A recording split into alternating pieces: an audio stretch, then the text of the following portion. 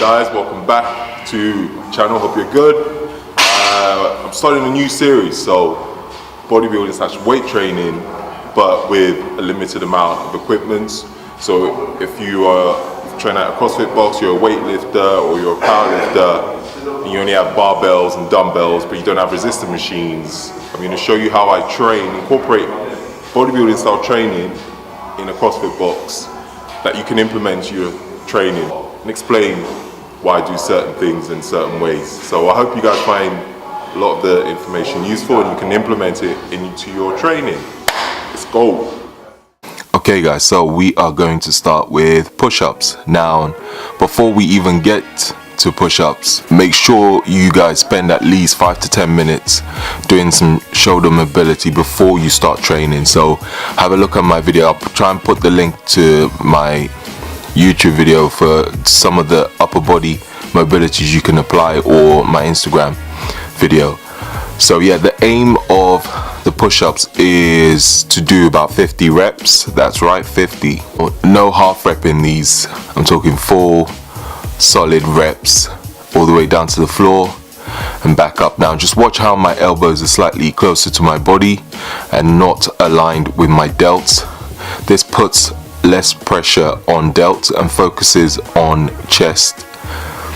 And make sure you are close to the ground, that you can almost kiss the ground when you're going down into the when you're going downwards. Don't have your elbows too close to your body, however, as that means more emphasis on triceps, which is what we don't want.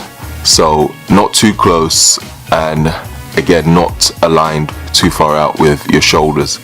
The whole idea is to pre-exhaust the chest before the main workout. I've always done this before training chest. I usually do press-ups or cable flies.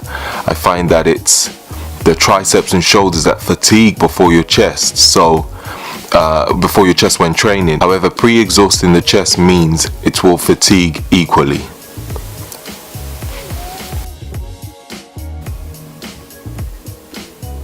So we are now on to the bench press.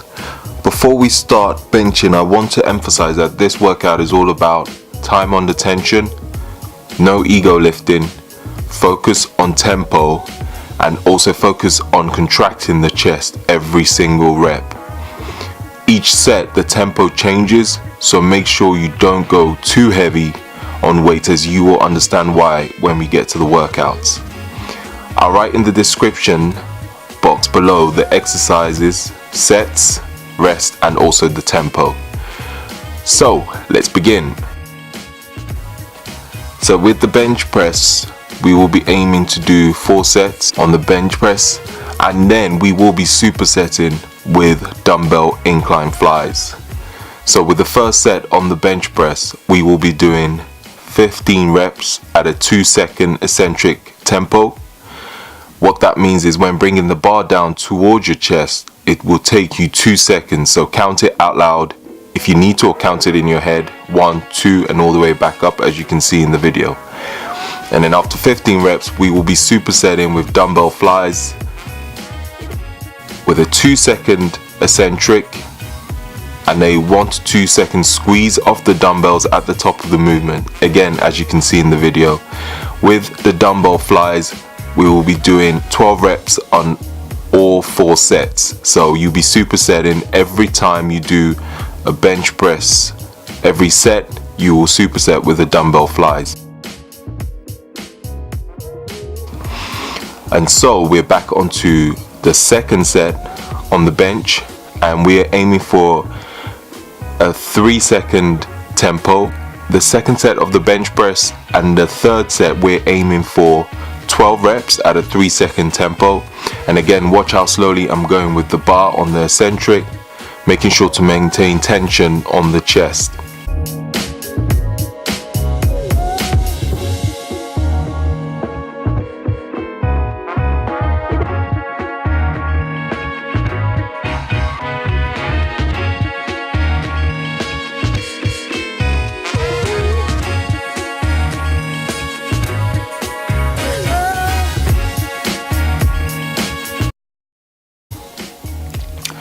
With the fourth set, we will be doing 10 reps at a 5-second tempo. Now remember, I told you about not going too crazy with the weights. Now with a 5 second, yes, 5 seconds, that makes it a lot more challenging. So some of you are probably wondering why slow, so why am I going so slow on the eccentric? Well, the longer we can keep the muscle under tension, the more muscle fibers we're recruiting to assist the movement, which leads to hypertrophy. Hence, the longer you can keep the muscle under tension, the better.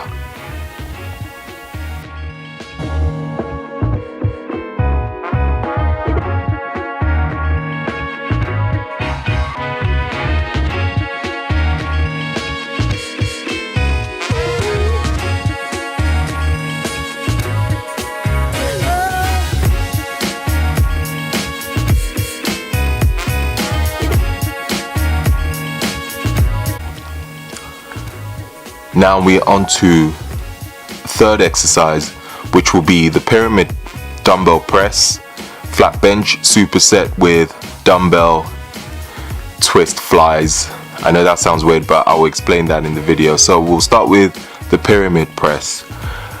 I have always done the pyramid press because it puts less strain on my delts and also allows me to fully contract my chest at the top of the movement. Make sure to keep the elbows at a slight angle and not aligned with your delts. We are aiming for a 2-second eccentric and I would say 1 to 2 second hold at the top of the movement. Make sure, as you can see in the video, to focus on squeezing both dumbbells together. As you can see, my chest fully contracts when I do that.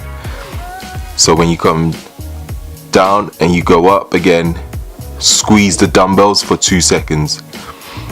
Why squeezing the dumbbells? Well, if you squeeze the dumbbells, that automatically contracts your chest, so you don't have to actually contract.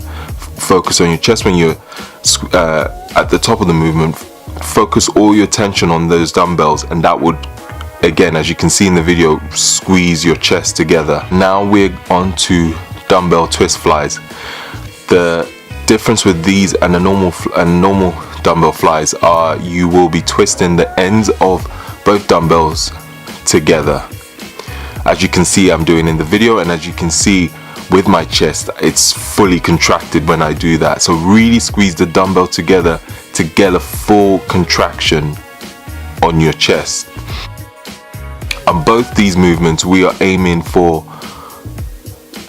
2-second eccentric on the first and second set, and a 1 to 2 second squeeze of the dumbbells at the top of the movement. So at the top of the movement, you want to hold it for 1 to 2 seconds, and then when you going back down into the eccentric phase, you want to take about 2 seconds. And then when you get to the third set, you want to take a 3-second eccentric and a 1 to 2 second squeeze at the top. And I put an alternative for you guys also, so this will be on the floor. So if you have shoulder issues or you tend to overextend at the bottom of the movement on the bench, trust me, it makes a big difference. I actually like to do both, so alternate with bench and the floor, or you can do bench 1 week and then do these movements on the floor the next week.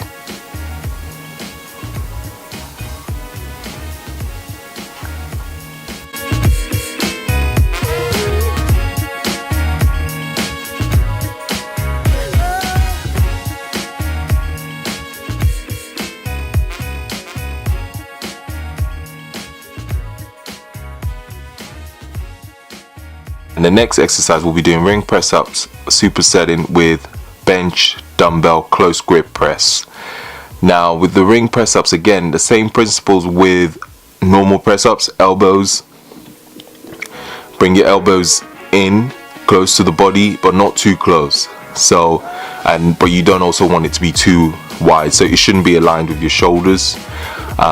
Aiming for a 2-second eccentric and push back up as quick as you can.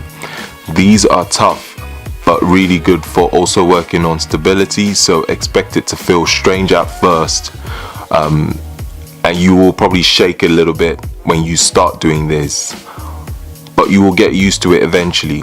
And also to make it slightly more difficult, I have given you a second version, which is feet elevated with a bench, or you can use a box. If you don't have rings where you train, putting 2 benches or 2 boxes close together does the trick. It won't be as hard as using rings, but still better than nothing. And then we'll be on to supersetting with close grip dumbbell press. Now this is another one where some of you might not know how it works, but I'm going to explain to you what to do. So hold the dumbbells, as you can see in the video, close together over your chest, elbows close at all times. So now this one, you're going to have your elbows really close to your body when you bring the weight dumbbells down. Again, we're going to aim for 2-second eccentric. Hold for about a second at the top of the movement. Remember, just like the dumbbell pyramid press, rather than trying to squeeze your chest at the top of the movement, squeeze the dumbbell together as hard as you can. Like I always say, squeeze the hell out of it like it owes you money, literally. Aim for about 3 sets on both the press ups on the rings and the dumbbell close grip press. Keep the rest pretty short, so I will aim for 40-second rest.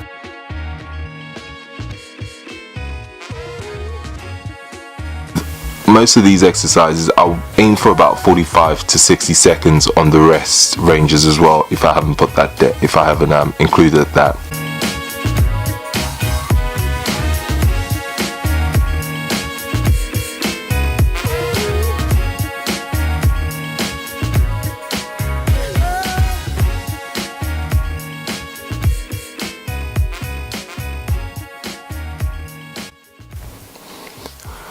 On the 5th and final workout, we're going to do some decline push-ups. I know what you guys are thinking, this dude loves push-ups. And yes, I do. This time we'll be finishing with, again, a decline push-up on a 30-inch box. So we're aiming for 50 push-ups again. However, we'll be breaking it down by 5 sets times 10 reps. Few things. Keep the rest short between each set, so about 20 seconds, no more. And also, like I said in the first push-up, make sure you can almost kiss the floor. But if, like me, your chest is twice the size, towards the end of a workout, make sure your chest touches the floor, because that's more likely to touch the floor before your face gets anywhere near the floor. So with the first set, we're aiming for 2-second eccentric, so 1, 2 down and push up. The second set, we're aiming for 3-second eccentric. The third set, we're aiming for 4-second eccentric, so 1, 2, 3, 4, push up as quick as you can. The fourth one, we're aiming for 5 seconds, and then on the 5th and final one, we're aiming to go as quick as you can.